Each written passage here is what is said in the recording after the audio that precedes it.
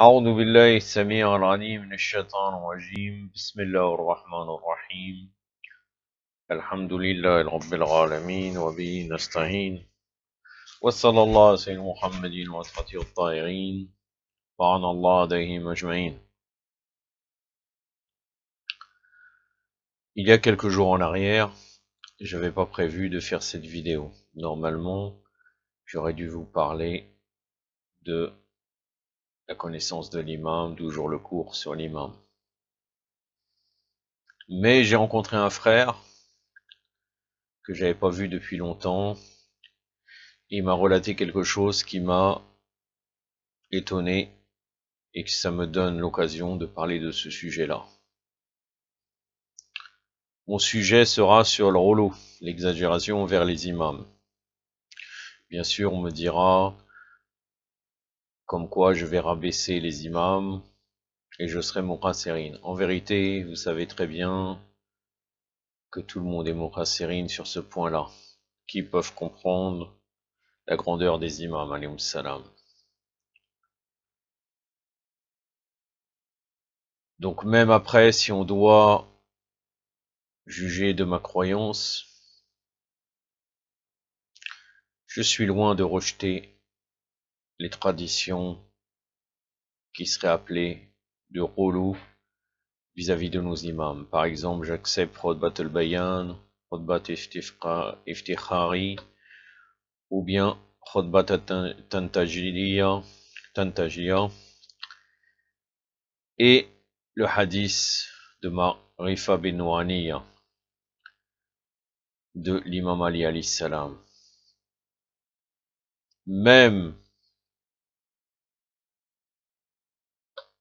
Rajab al-Bursi, ce qu'il a indiqué dans Masharik al-Anwar, les Orients des Lumières, je ne suis pas contre. Donc me dire comme quoi je serai contre toutes les traditions ésotériques et je vais faire comme les autres, ce n'est pas correct de dire cela.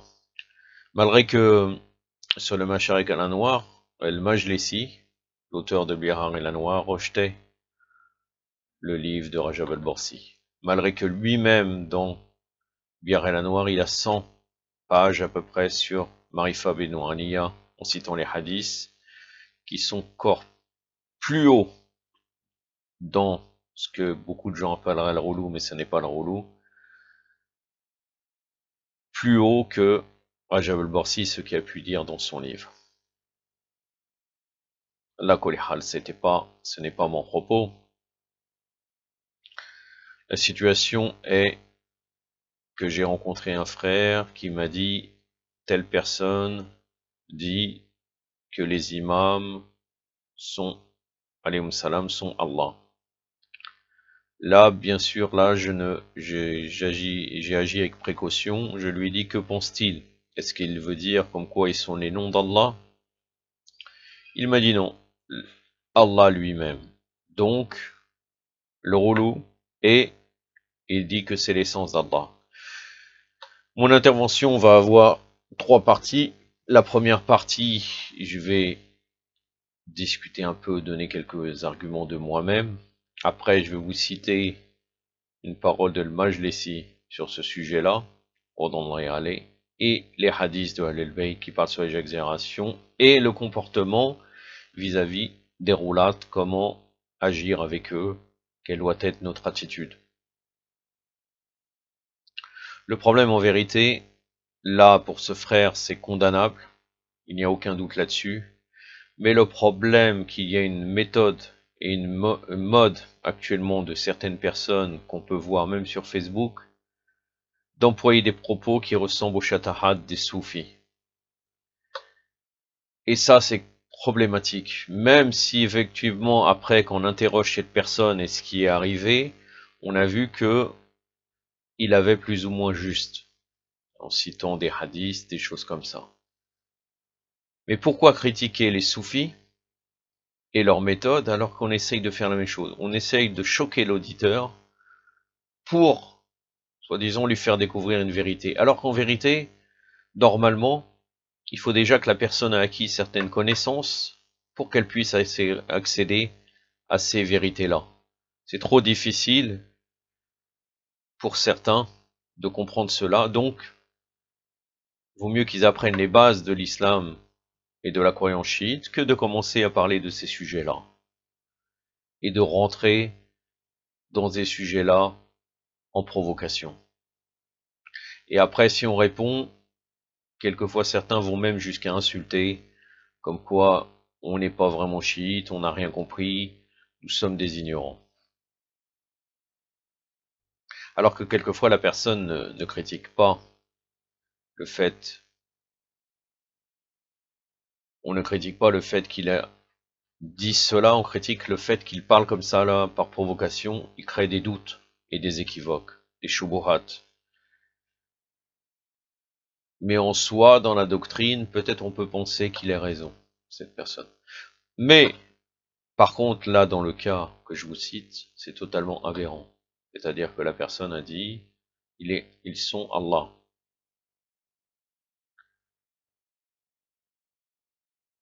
Il est évident que dans la croyance de Ahlul Bayt, pour pouvoir connaître Allah, il faut connaître les imams. Est-ce que par exemple on peut arriver à connaître Allah même dans ce monde, réellement? Je crois que c'est difficile, mais par Ahlul Bayt, on peut comprendre quelques petites choses qui concernent Allah Azza wa Jal. Mais il faut passer par Ahlul Bayt. Pour connaître Allah, il faut connaître Ahlul Bayt, comme c'est relaté dans le Ziraj Jami'at al-Kibir et dans d'autres textes sacrés. J'ai une question à poser à celui qui a dit que les imams sont Allah. Comment il explique comme quoi nos imams, même le prophète, sallallahu alayhi wa alayhi, était le summum de l'adoration vis-à-vis d'Allah. Par exemple, dans le Tashahhud, nous disons Ashhadu anna Muhammadan abduhu wa rasul. Abduhu. Même la fonction de serviteur passe avant la prophétie. Donc, abduhu, donc ça veut dire quoi? Ça veut dire qu'il s'adore lui-même. Ou bien il sera une partie d'Allah. S'il est une partie d'Allah, vous ne pouvez pas condamner Ibn Arabi et les Irfani, puisque là, c'est exactement la même chose. Vous savez très bien que, par exemple, notre imam, qui est appelé Imam Sajjad, c'était lié, soujoud, son soujoud, Imam Zain al-Abidin, l'ornement des adorateurs, c'est lié à son adoration vis-à-vis d'Allah Azza wa Jal. Et donc, comment, c'est-à-dire même il est dit d'où Safanain, comment, c'est-à-dire celui qui avait des callosités, même sur les genoux, et énormément de callosités ici sur le front, comment faisait-il ces efforts-là alors qu'il serait Allah d'après ces personnes-là? Et comment il pleure, comment les imams pleurent vis-à-vis devant Allah Azza wa Jal. Je vais vous relater deux récits, et après, je laisserai la parole à Alam al-Majlisi, Radallahu alayhi, qui nous dira qu'est-ce que le rouleau.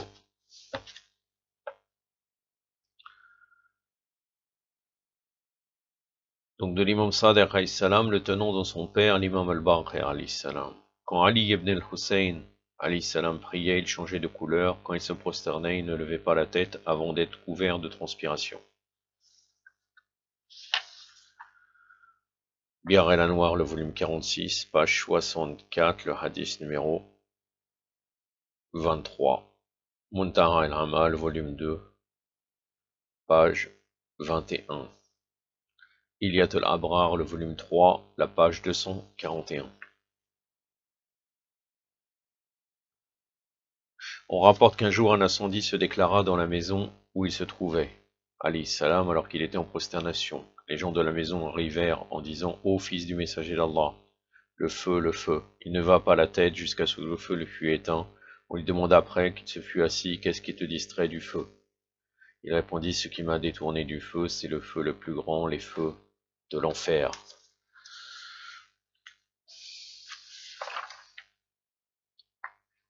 Ilyat al-Abrar, le volume 3, page 237.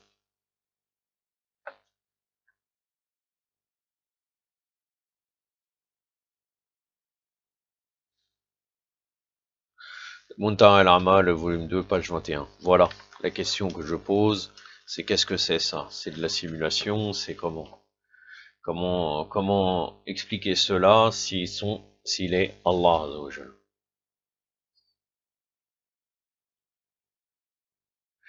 On peut accepter peut-être qu'il soit une manifestation d'Allah, mais qu'il soit une partie d'Allah, c'est totalement faux. Une manifestation divine de par sa fonction d'imam et de prophète. Mais de déterminer qu'il serait Allah, en dehors qu'il serait éventuellement les noms d'Allah, c'est clairement problématique. Et nos imams ne sont pas des simulateurs pour adorer Allah, alors que eux-mêmes seraient Allah Azza wa Jal.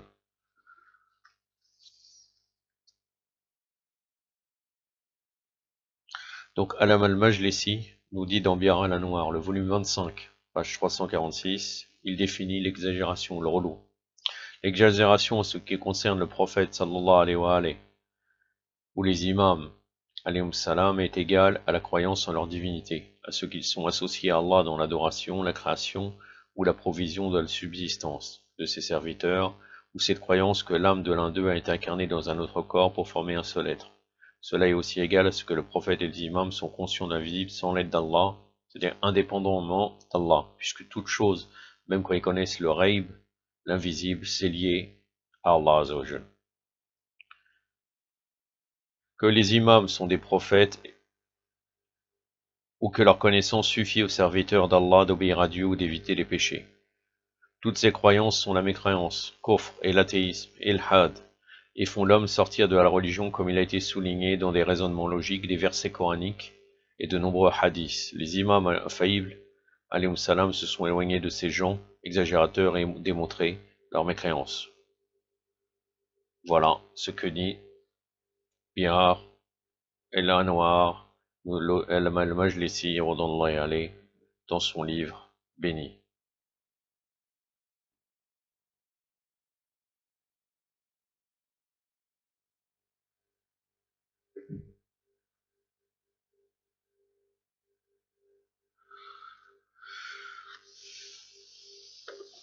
Nous arrivons maintenant au hadith. Que dit nos imams sur cela?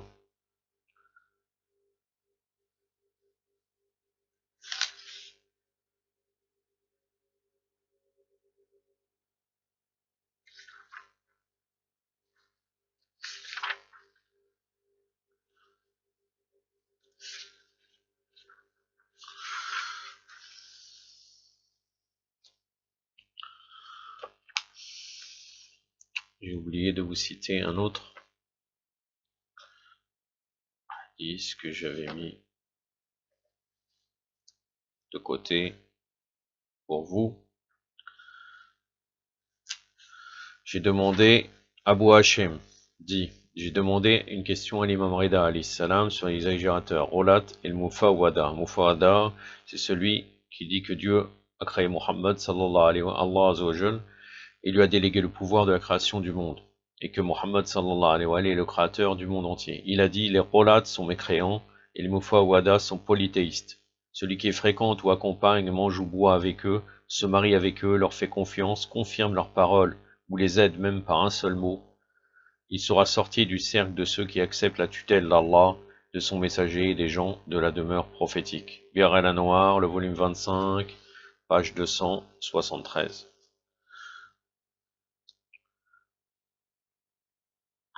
L'imam Ali alayhi salam nous dit, prenez garde à ne pas exagérer à notre sujet, attribuez-nous le statut de serviteur d'Allah, nourri par lui, et dites alors ce que bon vous semble à propos de nos vertus. El-Khisal, la page 664, le hadith numéro 10, Tuhaf al-Rukul, la page 104, Nawadir al-Akhbar, la page 137.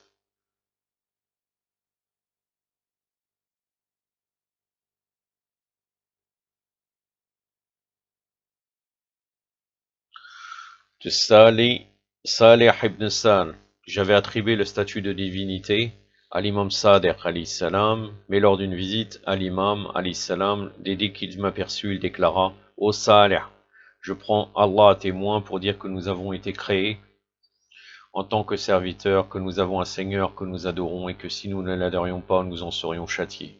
Rijal al-Kashi, le volume 2, page 632, El-Manaqib de Shah ibn Shah al-Ashub, le volume 4, page 219.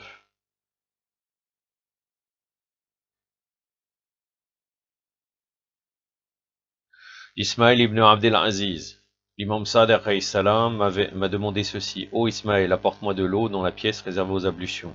Je me suis levé et déposé de l'eau dans la pièce en question. Sa sainteté l'imam vint y accomplir ses ablutions.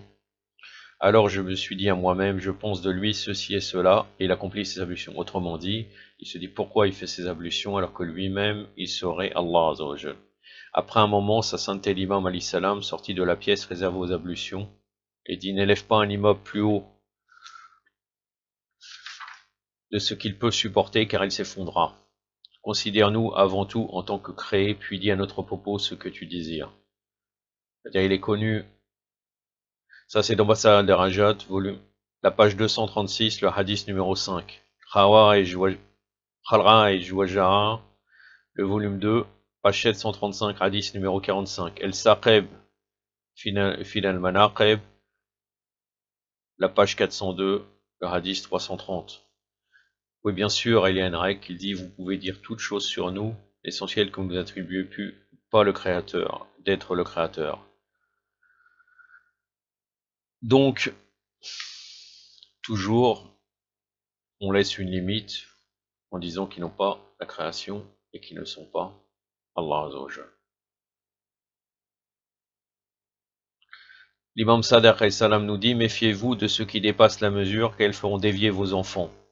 Ceux qui dépassent la mesure sont les pires des créatures d'Allah, ils portent atteinte à la grandeur d'Allah et attribuent le statut de divinité à ces créatures. Je prends Allah à témoin pour déclarer que ceux qui dépassent la mesure sont plus égarés encore que les juifs, les chrétiens, les mages et les polythéistes. Amali Atoussi, la page 650, le hadith 1349. Vous voyez très bien la problématique même de fréquenter ces gens-là, comme j'ai relaté quand j'ai dit ça par rapport au hadith de Abu Hachem. Quand j'ai relaté cela, on voit vraiment la problématique, même de se marier avec eux, de leur confier des dépôts, etc. Et là, l'imam Sadiq alayhi salam nous dit qu'ils sont pires que des juifs, des chrétiens, des mages et des polythéistes.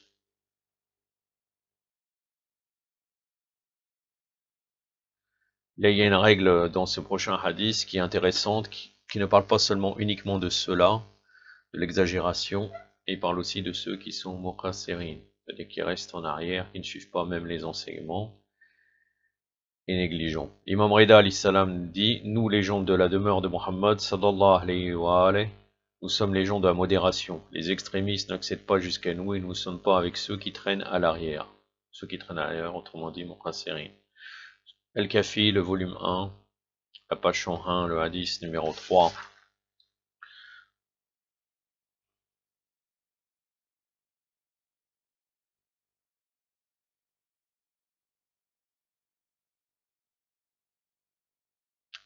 L'imam Ali alayhi salam nous dit, ça c'est un doua de lui-même: ô mon Seigneur, j'ai une profonde aversion vers les extrémistes, tout autant que Jésus, fils de Marie, alayhi salam, wa afdala salat ala Muhammadin wa ali Muhammad, pouvait en avoir une envers les chrétiens. Ô mon Seigneur, fasse que les extrémistes soient isolés et nécessiteux pour toujours. N'accorde aucun secours à aucun d'entre eux. N'accorde aucun secours à aucun d'entre eux.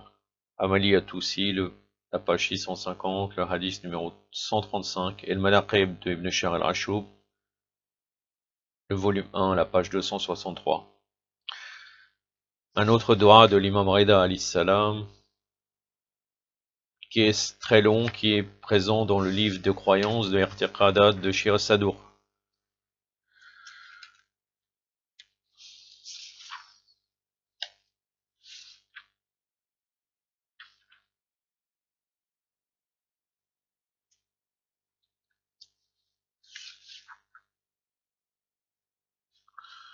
L'imam Rida alayhi salam lors de l'accomplissement de ses prières, avait coutume de réciter ceci. Ilahi, ô mon Seigneur, de moi-même je serais bien incapable de me déplacer et de faire preuve de puissance, car il ne peut y avoir mouvement et puissance sans ton aide.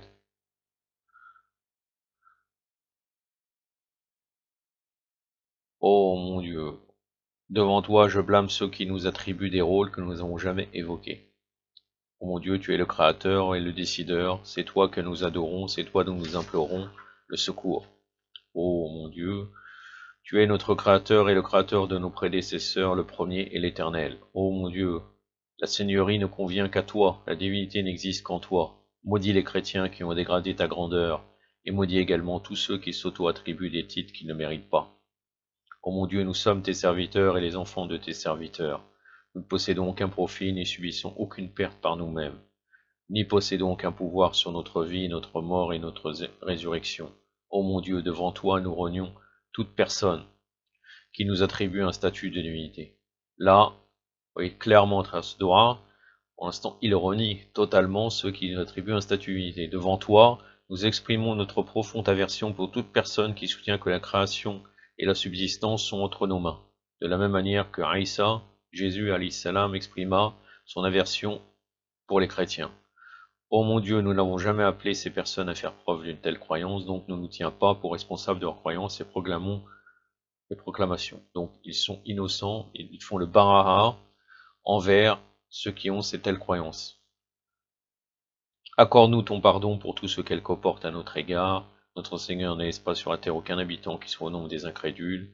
Et si tu les épargnais, ils égaraient tes serviteurs, ils n'engendraient que des pervers absolument incrédules. Là, l'imam Reda alayhi salam nous cite, à la fin de ce doigt, le Saint-Coran, la sourate numéro 71, le verset 26 et 27. Et c'est présent dans Interprada, donc les croyances de Shia Sadouk, la page 99.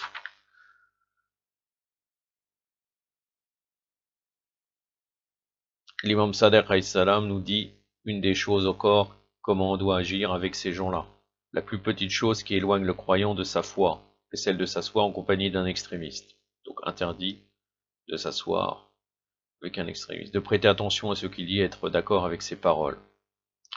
Mon père, le cinquième imam, Mohammed al-Baqir alayhi salam, citant son père, le quatrième imam, Zain al-Abidin alayhi salam, As-Sajjad, et ainsi de suite jusqu'au messager d'Allah sallallahu alayhi wa alayhi. Ayant déclaré, il existe deux catégories de personnes parmi les rangs de ma Ummah qui ne tirent aucun bénéfice de l'islam, les extrémistes et partisans de la doctrine de l'arbre. Bien sûr, extrémiste là, c'est le Rolat.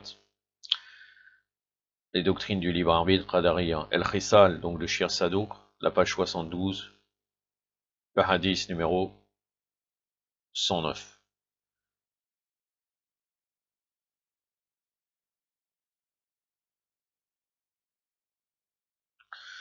Il a été rapporté la réponse donnée par l'imam Reda alayhi salam à Abu Hashem el-Jafari qui questionne l'imam au sujet des extrémistes, el-Rolat et des partisans de la délégation d'autorité à part égale.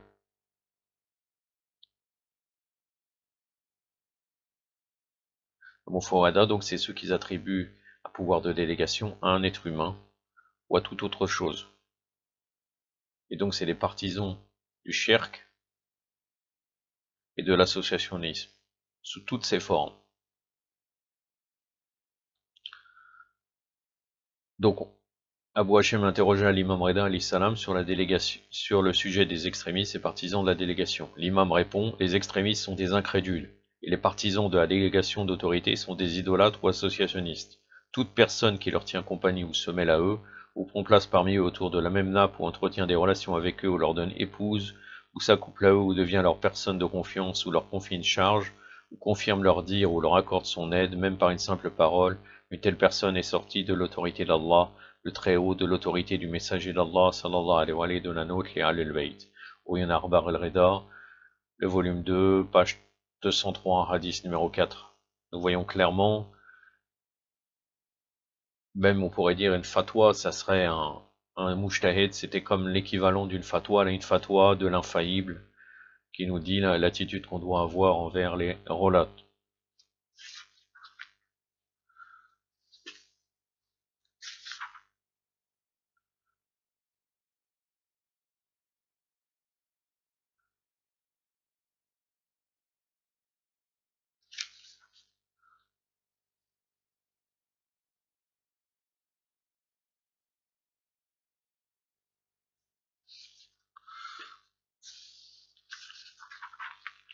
En fait, je vais chercher... je vais arrêter ici. Je vais peut-être vous citer un dernier.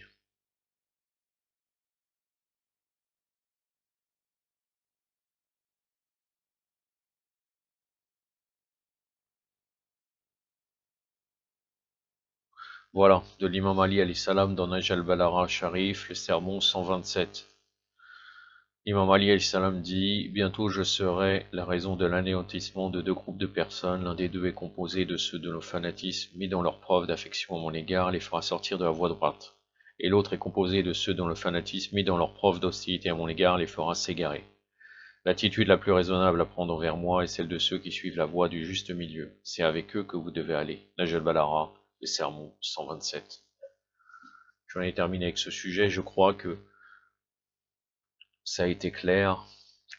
Inch'Allah, on demande à Allah Azzawajal de ne pas s'égarer après avoir connu sa sainte religion.